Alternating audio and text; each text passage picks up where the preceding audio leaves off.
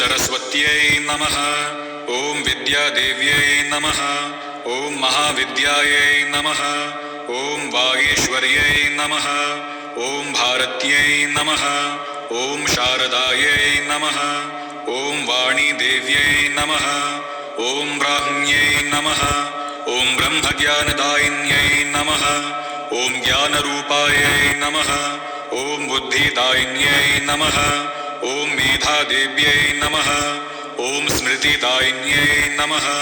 ॐ प्रतिभारूपिण्यै नमः। ॐ वाग्देव्यै नमः। ॐ नीलकमलवासिन्यै नमः। ॐ हंसवाहिन्यै नमः। ॐ वीणावादिन्यै नमः। ॐ पुस्तकधारिण्यै नमः। ॐ शुक्लाम्बरायै नमः।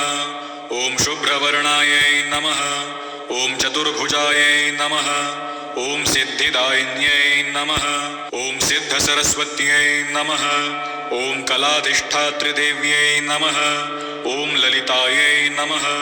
ॐ शुद्धस्वरूपिण्यै नमः।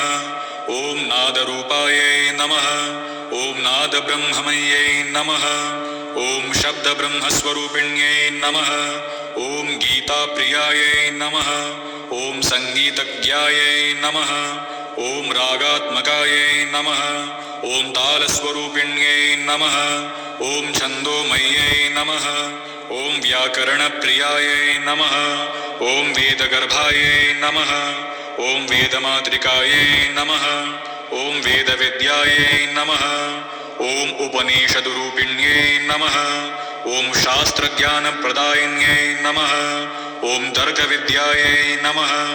ॐ दर्शनस्वरूपिण्यै नमः। ॐ कविप्रियायै नमः। ॐ काव्यशक्तिप्रदायिन्यै नमः।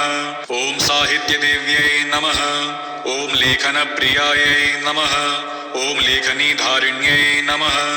ॐ अक्षरस्वरूपिण्यै नमः। ॐ मातृकारूपायै नमः। ॐ बीजाक्षरमय्यै